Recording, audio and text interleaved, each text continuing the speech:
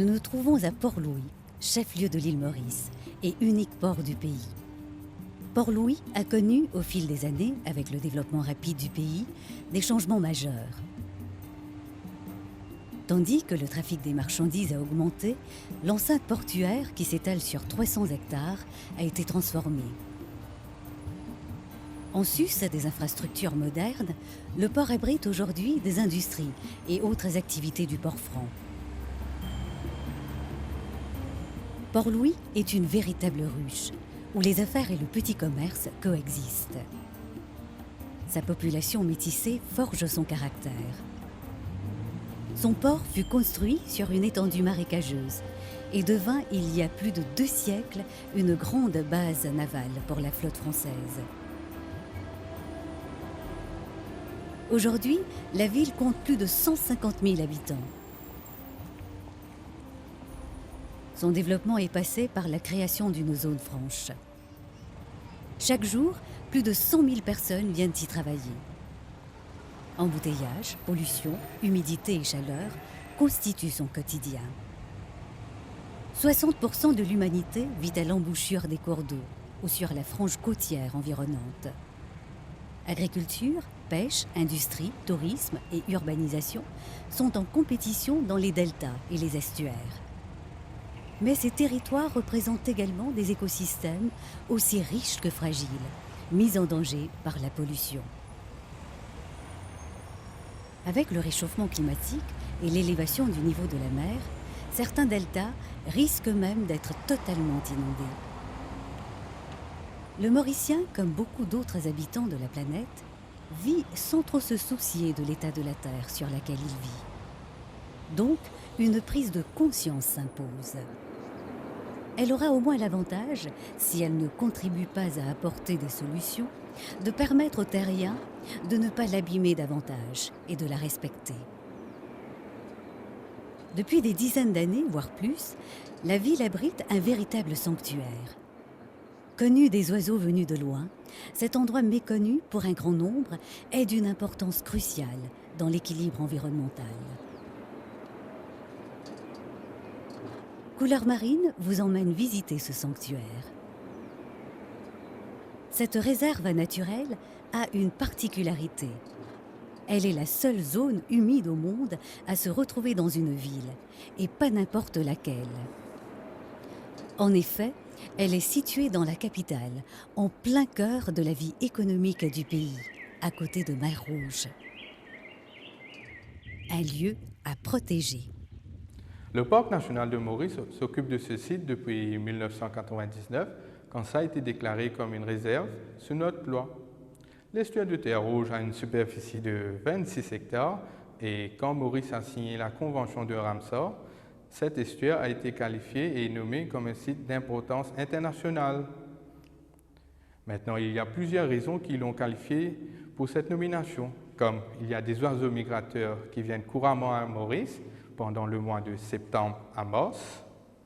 Il y a des espèces qui sont extrêmement rares, comme le Syzygium aericii, qui est endémique de Mascareignes. Il y a aussi plusieurs espèces qui se développent pendant leur stage critique de leur développement qui sont ici. Un centre à l'intention des visiteurs de l'estuaire de Terre Rouge existe depuis juillet 2004. Les autorités comptent ainsi former et informer ceux qui s'y rendent sur la formidable richesse qui y existe et de la nécessité de la préserver. Un petit jardin a été créé et abrite quelques tortues qui viennent agrémenter le lieu et ne manquent pas d'attirer l'attention des visiteurs, petits et grands. Ce sont certainement les premières créatures vivantes à avoir visité l'île et qui ont vécu il y a de cela de nombreuses années. Le but de ce centre de visite est de promouvoir et de sensibiliser les gens sur la Convention de Ramsar, les zones humides et les oiseaux migrateurs. Nous avons répertorié 14 espèces qui viennent à Maurice, dont 6 qui sont là couramment, comme le bécasse corcoli, le pluvieux argenté, des chevaliers guignettes, des tourne-pierres, des gasses et des corbichaux. La pêche récréative en eau douce dépend entièrement des zones humides. Aux États-Unis, on estime que la moitié des poissons capturés en mer sont également associés aux zones humides. Les écosystèmes des zones humides font partie de notre patrimoine naturel. Une étude récente évaluait les zones humides à 14 900 milliards de dollars américains.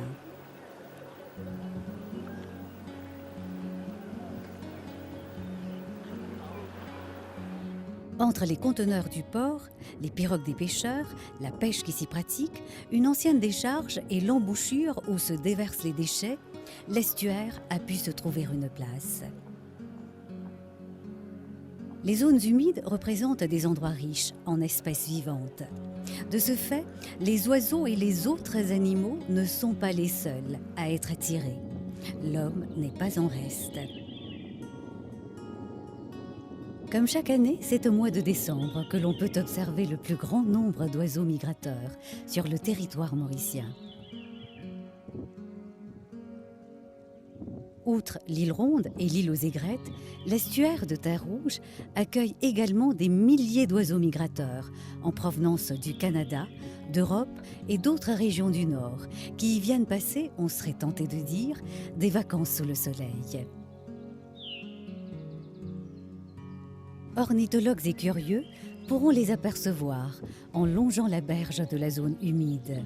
Car bécassos, cocorlis, pluviers argentés, chevaliers guignettes, tournepierres viennent seuls ou en groupe pour profiter de l'abondance de nourriture dans cette zone. Le meilleur moment pour les observer est à marée basse, de préférence avant 8 heures du matin.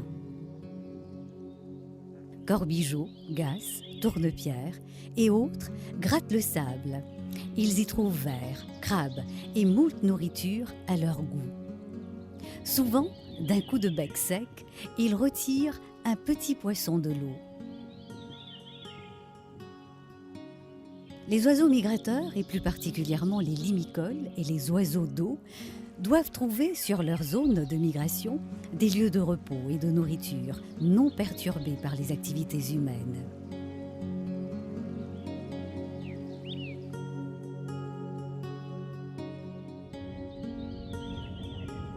En tenant compte de l'éloignement plus ou moins important des couloirs de migration, on remarque que plus ces composantes sont respectées, plus le nombre d'espèces et la quantité d'oiseaux migrateurs sont élevés.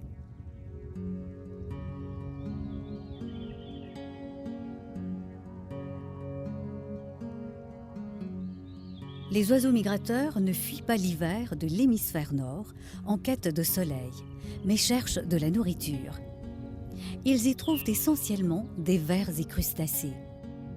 Deltas et estuaires se caractérisent par un nombre remarquablement élevé de plantes et d'animaux. Ils sont propices au développement des milieux d'une grande richesse, tels les marais salants et les forêts de mangroves. Nombre d'espèces marines, poissons, mollusques, crustacés d'eau douce et d'autres espèces typiques de milieux saumâtres y cohabitent. Les juvéniles de nombreuses espèces halieutiques font des séjours prolongés dans les estuaires. Ce sont des passages obligés pour certains. Les oiseaux migrateurs y font des haltes appréciées pour la nourriture qu'ils y trouvent en abondance. Ils s'y installent même pour rejoindre la grande variété d'oiseaux sédentaires. Le site concentrant le plus d'oiseaux migrateurs des 3 îles des Mascareignes se trouve ici, à l'embouchure du ruisseau de Terre-Rouge, à l'île Maurice.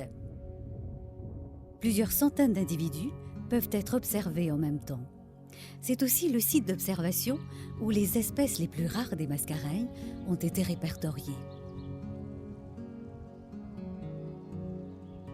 L'estuaire du ruisseau de Terre-Rouge est une zone humide côtière, déclarée réserve naturelle le 27 août 1999.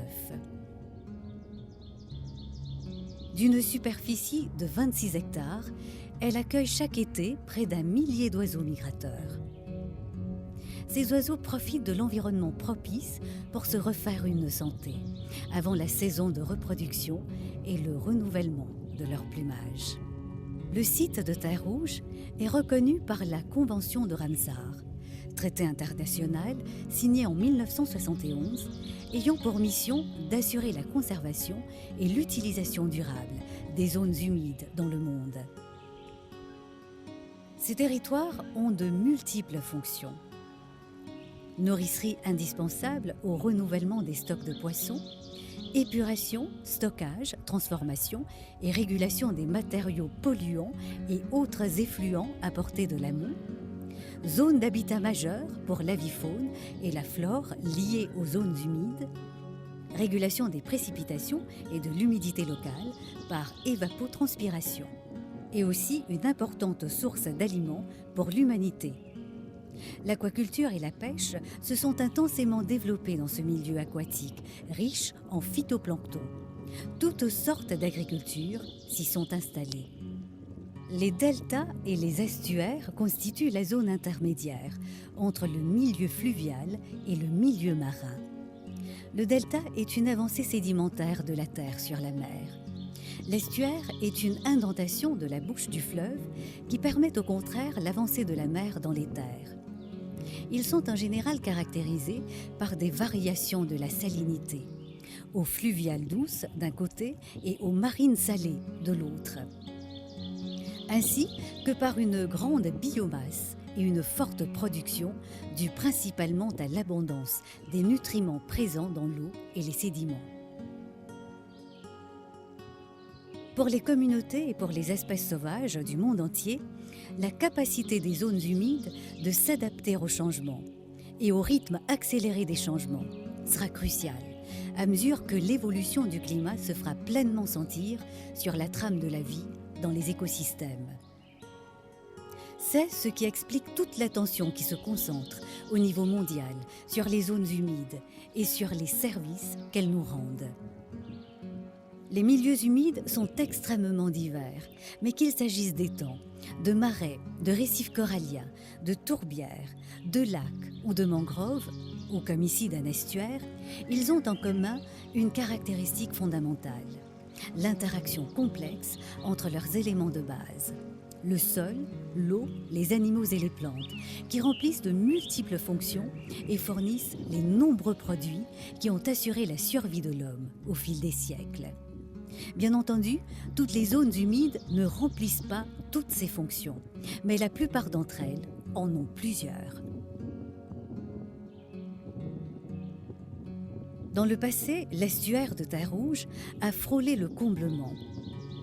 Mais les vounes, plantes naturelles et véritables systèmes de filtrage, assurent que les eaux usées et polluées ne contaminent pas la plage où se reposent les oiseaux. En cas de pollution, on pourra dire adieu aux vers dont se nourrissent les oiseaux et bien éventuellement adieu aux oiseaux migrateurs. Ce n'est pas par hasard que les civilisations humaines se sont installées dans les vallées fluviales et leurs plaines d'inondations depuis plus de 6000 ans et que nombre d'autres systèmes de zones humides contribuent de façon déterminante au développement et à la survie des communautés humaines. C'est tout simplement l'expression du rôle majeur que jouent l'eau et les milieux humides dans notre vie. On pourrait croire que les progrès de la technologie ont supplanté la nature, mais les catastrophes écologiques récentes, inondations, glissements de terrain et tempêtes, qui bien souvent prennent racine dans des pratiques non durables d'utilisation des terres, sont là pour nous rappeler que c'est loin d'être le cas. En réalité, notre propre survie reste tributaire des écosystèmes naturels. Nous comprenons de mieux en mieux les nombreux rôles des écosystèmes, des zones humides et leur valeur pour l'humanité. Depuis quelques années, ils sont mis en évidence, si bien que des sommes colossales sont désormais consacrées à la restauration des fonctions hydrologiques et biologiques perdues ou dégradées des zones humides. Comme stipulé dans la Convention de Ramsar, nous travaillons aussi avec les forges vives de l'endroit, avec la collaboration de UNDP et le Shell Group pour promouvoir ce site comme un site d'écotourisme.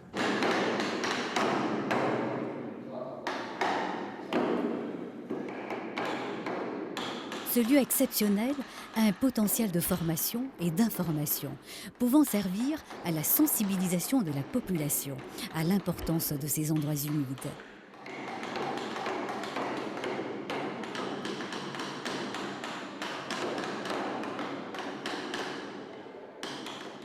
Les voisins immédiats de l'estuaire de Terre-Rouge, les Rocheboissiens, sont partie prenante du projet de préservation de cette zone humide.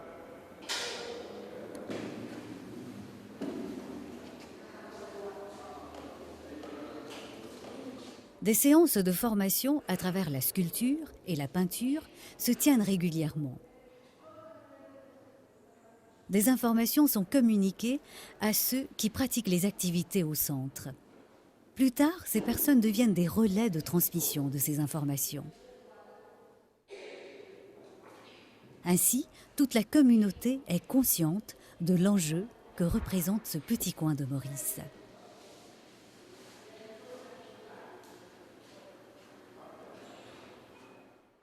Il est certain que la valorisation de l'estuaire peut apporter des activités économiques, telles l'écotourisme, qui auraient des retombées positives pour les habitants. Autrefois, les Français y avaient installé une batterie à côté de l'estuaire pour assurer la défense de l'île. Après le départ des Français, l'endroit fut abandonné et devint au fil des années un centre d'enfouissement de déchets.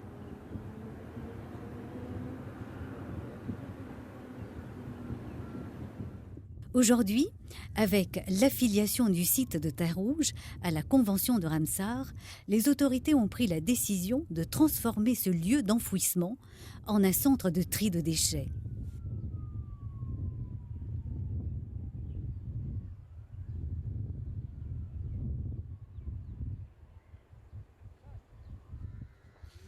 Cette décision vient alléger quelque peu la pollution de l'endroit et contribue graduellement à des conditions plus favorables.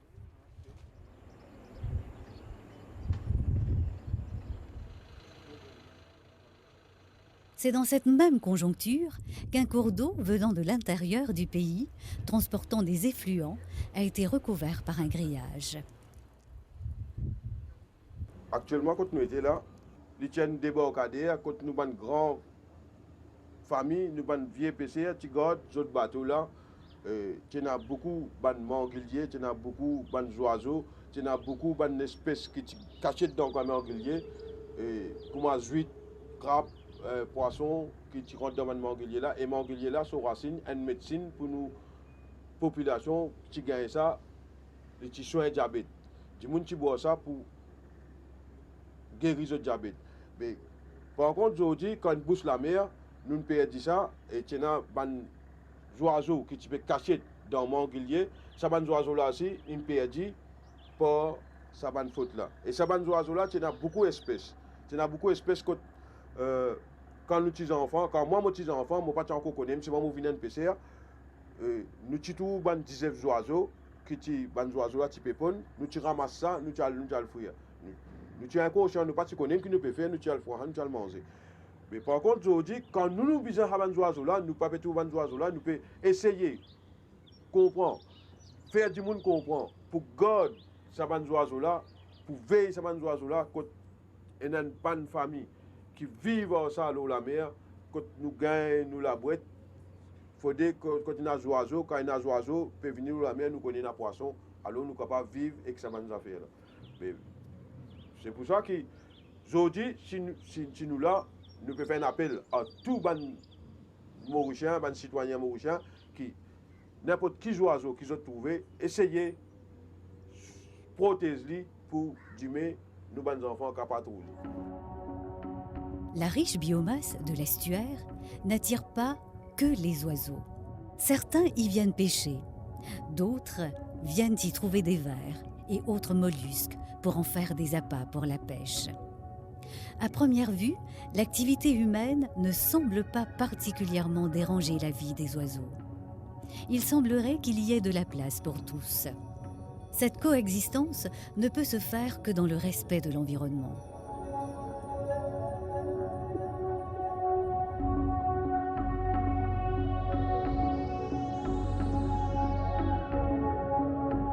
Il est à parier que tant que l'homme respectera cet endroit et ses occupants, les oiseaux y trouveront toujours un sanctuaire pour y passer les mois d'hiver nordiques.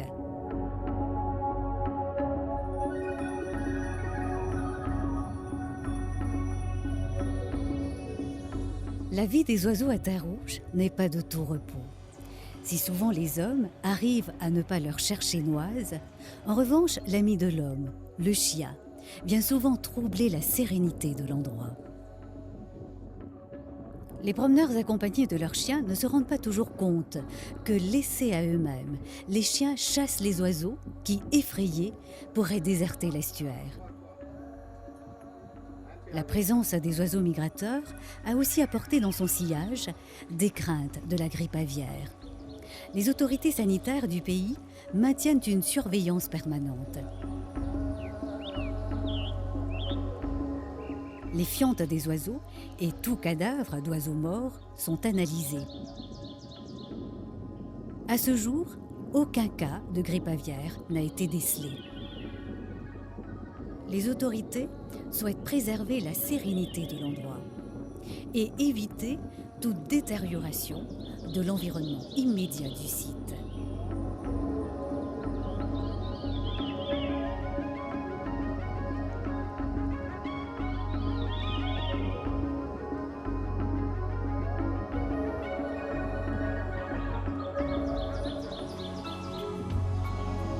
Afin de préserver ce milieu si fragile, on a prévu un aménagement paysager rassemblant plus de 4000 plantes représentatives de diverses espèces endémiques de l'île Maurice. Elles sont mises en terre afin de créer un espace vert pour les oiseaux et pour restaurer la flore indigène. Ce projet bénéficie du soutien et de la participation des habitants de l'endroit. Le National Parks and Conservation Service est en phase de préparer un plan de gestion pour les prochaines 10 ans. Ce plan de gestion va aider le National Parks and Conservation Service à mieux promouvoir l'estuaire de Terre-Rouge et à aussi mieux préserver la biodiversité. Le but de ce plan est de préserver la biodiversité marine, qui est très important pour attirer les oiseaux migrateurs, la biodiversité terrestre. Les plantes indigènes qui sont rares pour l'île Maurice vont être introduits dans le site et aussi un jardin endémique sera créé avec plus de 60 espèces indigènes. Le plan de gestion va aussi aider à promouvoir, sensibiliser et pour l'éducation. Dans ce contexte, un observatoire sera construit.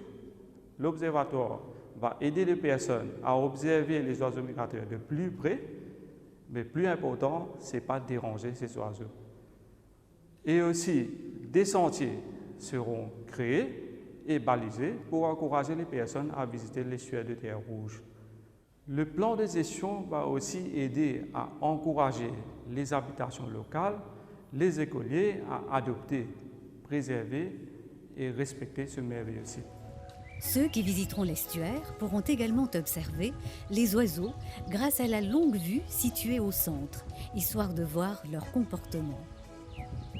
L'estuaire de Terre-Rouge est un endroit à visiter et à découvrir. Il reste un exemple où différents composants de la nature vivent en symbiose quand l'homme veut bien la laisser faire. La présence des oiseaux migrateurs qui, après plus de 15 000 km, viennent peupler l'estuaire de Terre-Rouge le temps d'une saison, doit nous interpeller et nous faire prendre conscience que leur survie dépend de nos actions. De même, notre propre survie tient au traitement que nous donnons à la nature.